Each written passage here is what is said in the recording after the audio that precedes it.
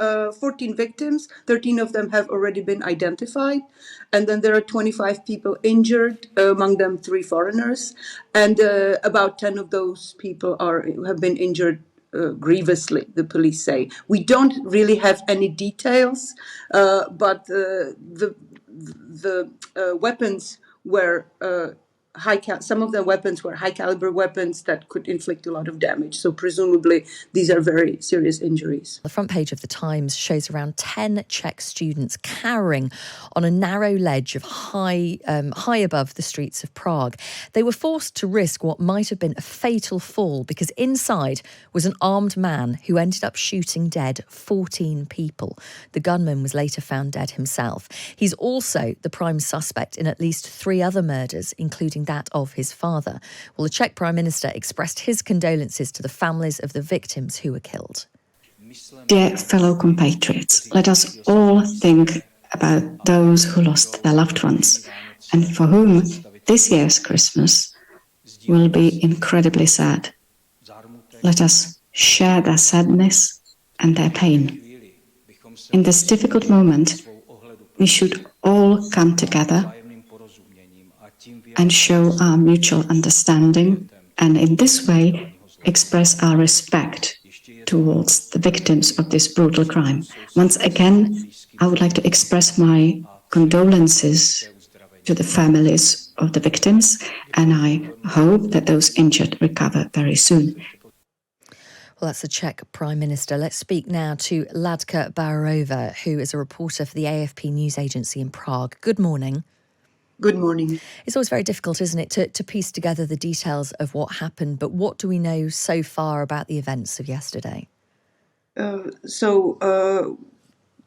to the police, the perpetrator was a 25-year-old student of the university. He lived in a small town west of Prague with his family. According to reports from the town, it was a completely unremarkable family. Overwhelmingly, the word that people from the village used about the family was normal. So nobody expected something like this to happen. And what transpired was that the student, first shot his father in the family house, and then went to Prague and opened fire at the university. But also the police later found evidence in the family house that linked him to 2 previous murders that happened last week, a father and his infant daughter who were shot point blank in a forest near Prague. And also some suggestions that in some way he had been influenced by a shooting by a 14-year-old girl in Russia a couple of weeks ago. Yes, but these reports are unconfirmed. There was a single Telegram account in his name, but there are many questions surrounding this Telegram account. It is not entirely clear. The police has not repeated this hypothesis since yesterday. The account has since gone private, and there are many questions surrounding this. So it has not been confirmed that he was inspired by these shootings in Russia. There are some really astonishing photographs on the front of the papers today, not least the Times, with these students who are on the thinnest of ledges, 4 floors up, yes, trying to get away from this gunman. I mean, if a photograph can capture a complete sense of fear and helplessness, that picture just tells us so much. Yes, some of the students, as you said, had to take refuge on a narrow ledge. And according to the police, one of the victims actually died by falling from. She was not shot. She did not have gunshot wounds, but died because of as a result of the fall. Do we know the conditions of the people who were injured? Because, of course, we know that 14 people died, but many others were also injured. Yes, there are 14 victims. 13 of them have already been identified. And then there are 25 people injured, among them 3 foreigners. And about 10 of those people have been injured grievously, the police say. We don't really have any details, but the weapons were some of the weapons were high caliber weapons that could inflict a lot of damage. So presumably these are very serious injuries. Tell us more about the man himself. I mean, we were told that this isn't being regarded as a terrorist incident, which some people themselves may find slightly shocking, really, because this is inflicting terror on a nation.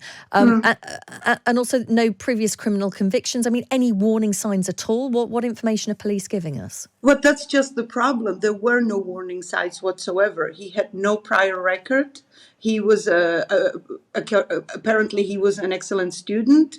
He was a quiet boy. People in the village that were interviewed in Czech papers said, as I said, that the family was unremarkable. Some people said that, he was a little strange because he was very quiet. He was always walking his dog and never said hello to anyone. But other than that, there was absolutely no indication that he could have committed such a crime.